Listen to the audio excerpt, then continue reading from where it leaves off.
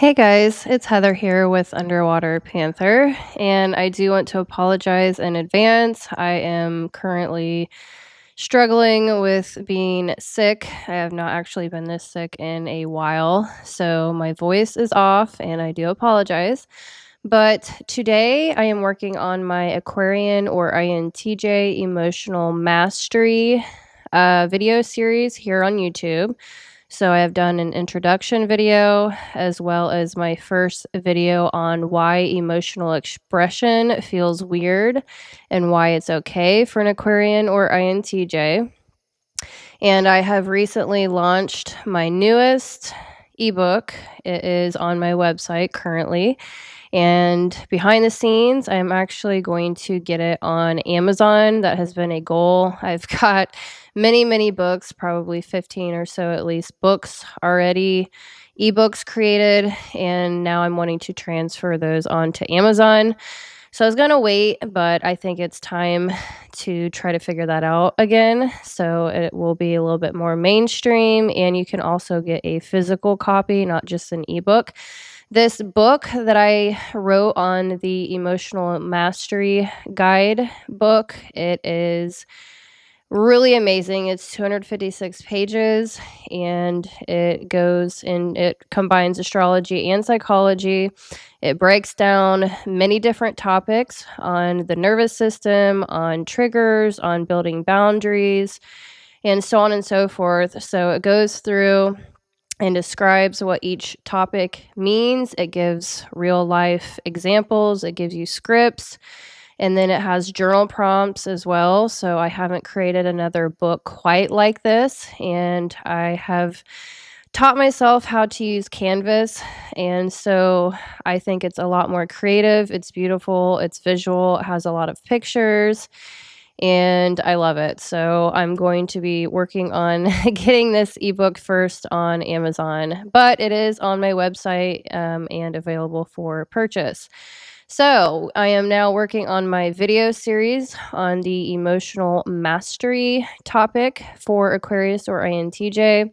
I have been hammering on this personality type because my Mercury, my thinking and communication, is in Aquarius, and that is in the 11th house for myself. So it is very, very much a part of my ego.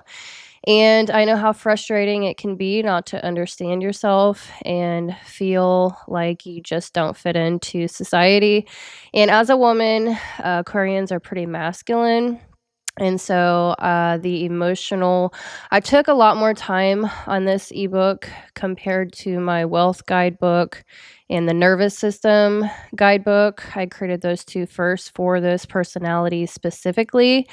And I spent a lot more time on this. It took me an entire month of editing many, many hours a day to get this book done. And I think it is beautiful. I love it. I'm very proud of it. And so I wanted to create a video series to help promote. And I know that some people prefer audio and video versus reading. Some people don't have time, and I understand that. So this is the second video in the video series for the emotional world of an Aquarian or INTJ. And this deals specifically with the ego. I do combine astrology with psychology. Astrology-wise, we are talking about the sun sign here, or Mercury, because that is very much the ego. And then psychology-wise, I am focusing very deeply on the ego. So combining both of those together, it gives you many more layers of depth and information and understanding how all of that, the four sides of the ego, how it plays out with each of the cognitive functions, and as well as the planets, like the ruling, exaltation, left field, or detriment and fall, the hero, parent, child, and inferior psychologically. So it breaks down what each of those are and how it plays out for you in your emotional world. All right, so this video specifically is about depression and emotional flatness, not brokenness. So, do you feel like your emotions are on airplane mode? It's not a glitch. Flatness and numbness are often signs of misalignment, not a lack of emotional capacity.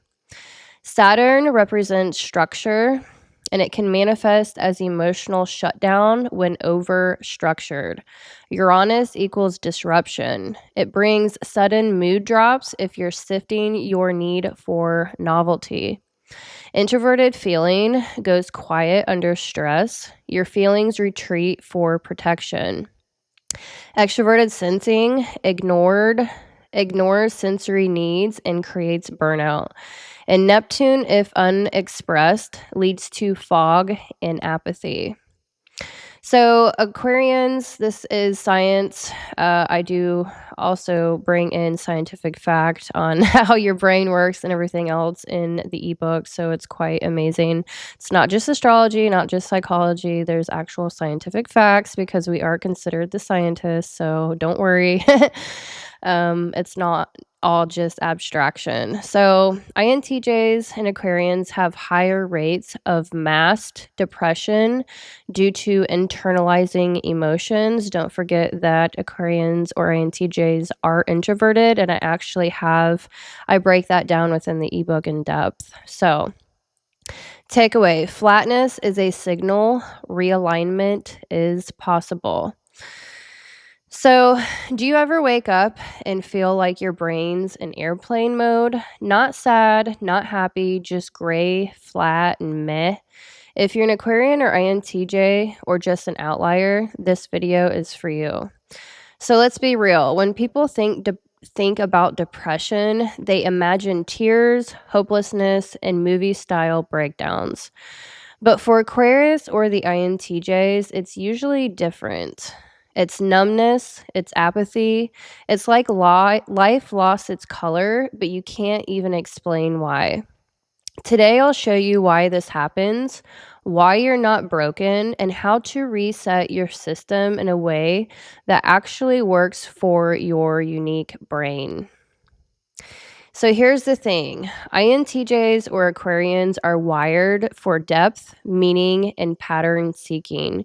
You crave both structure, thanks to Saturn, your ruling planet, and novelty, hello, your co-ruler Uranus. When life is all routine or all chaos, your system short circuits. What does flat look like for us?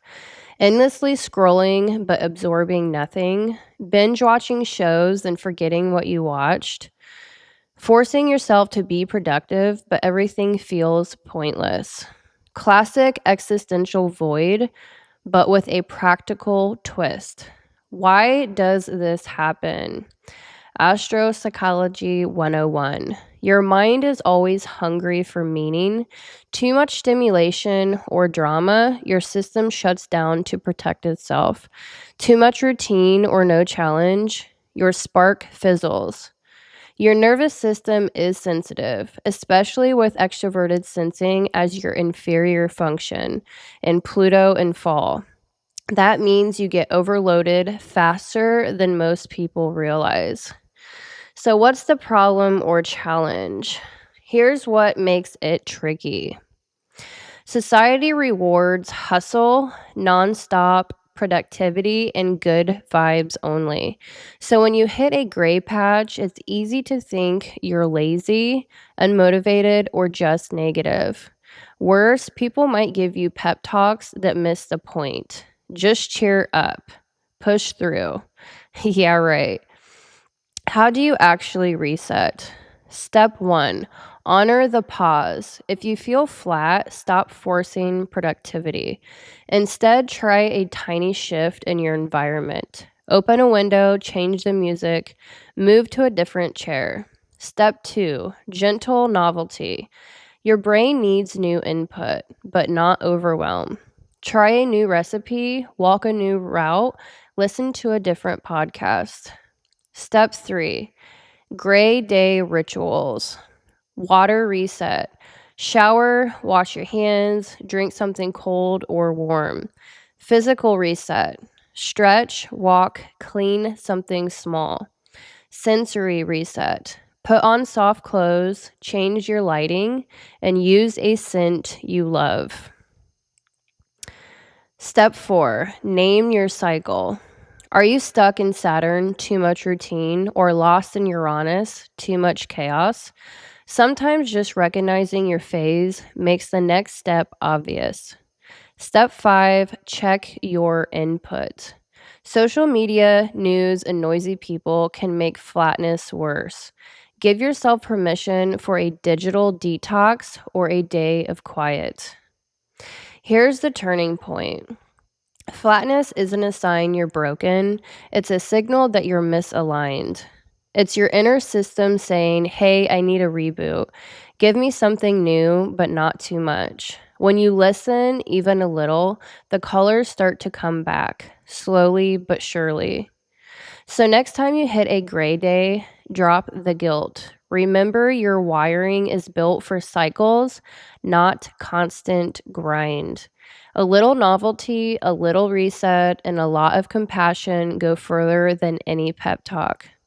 If you want more reset rituals, a gray day cheat sheet, or science backed mood lifters, check out the next video or grab the Aquarius or INTJ Emotional Mastery Guidebook, ebook for template and stories from real outliers.